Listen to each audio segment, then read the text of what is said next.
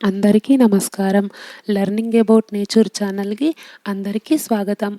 నమో గోభ్యః శ్రీమతీభ్యః సౌరభేయిభ్య ఏవ చ. నమో బ్రహ్మానుతాభ్యశ్చ పవిత్రాభ్యో నమో నమః. గావో మమాగ్రతః సంతు గావో మే సంతు పృష్ఠతః. గావో మే హృదమే నిత్యాం గవాం మధ్యే వసామ్యహం. సర్వదేవమయే దేవి సర్వదేవైరలంకృతే మాతర్మమాభిలాషితం సఫలం కురు నందిని అని గోమాతకు వేల నమస్కారాలు అర్పించుకుంటూ గోమాత సిరీస్ స్టార్ట్ చేస్తున్నాము. దయచేసి మీరందరూ నాకు సపోర్ట్ చేయండి. గో సంరక్షణ గురించి, గోవులను ఎలా కాపాడుకోవాలనే దాని గురించి, గోవు వల్ల మనకు ఉపయోగాలేమిటి, గోవు నుంచి వచ్చే పాలు, గోపంచితము, గోవు పేడ, వీటి వల్ల మనకు ఎలాంటి ఉపయోగాలు ఉన్నాయో వచ్చే కొన్ని వీడియోలలో చెప్పుకుందాం. ముందుగా గోమహత్యం చెప్పుకుందాం.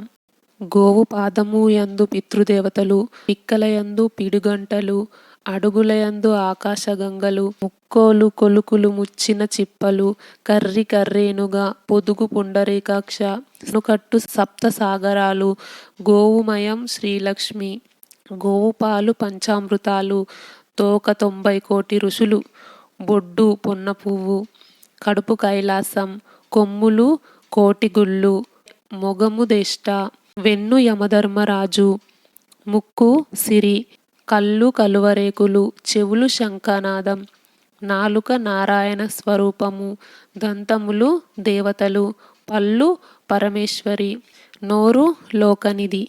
ఒకరోజు దేవేంద్రుని భార్య సచీదేవి, బ్రహ్మదేవుని భార్య సరస్వతీదేవి, శ్రీమన్నారాయణుని భార్య లక్ష్మీదేవి, శ్రీరాముల వారి భార్య సీతాదేవి, శ్రీ గోపాలకృష్ణమూర్తి భార్య రుక్మిణీదేవి, ఈశ్వరుని భార్య పార్వతీదేవి, వశిష్ఠుల వారి భార్య అరుంధతీదేవి, వీరంతా కలిసి ప్రొద్దున ప్రాతకాలమున లేచి ఆడవారు చేసిన పాపములు ఎలాగును పోవును కృష్ణ అని కృష్ణుడి వద్దకు వచ్చి అడిగారు.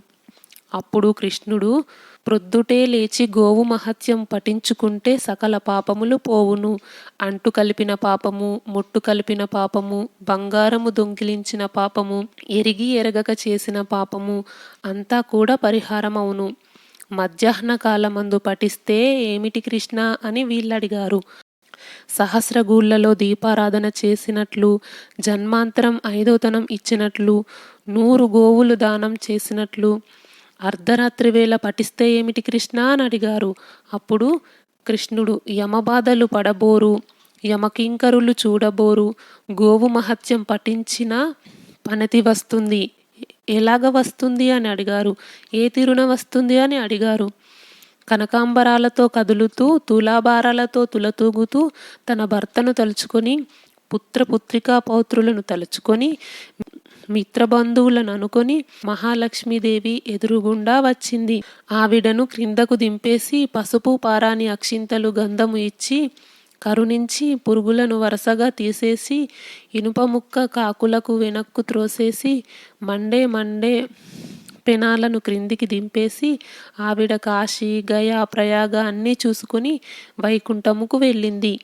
ఇది విన్నవారికి విష్ణులోకము, చెప్పిన వారికి పుణ్యలోకము లభిస్తుందని ఫలశ్రుతి. ఇంతవరకు ఈ వీడియో చూసినందుకు ధన్యవాదాలు. ఈ వీడియో నచ్చితే లైక్ చేయండి, షేర్ చేయండి. లెర్నింగ్ అబౌట్ నేచర్ ఛానల్ని సబ్స్క్రైబ్ చేయండి. బెల్ ఐకాన్ గుర్తు మీద క్లిక్ చేయండి. ఇంతవరకు ఈ వీడియో చూసినందుకు ధన్యవాదాలు.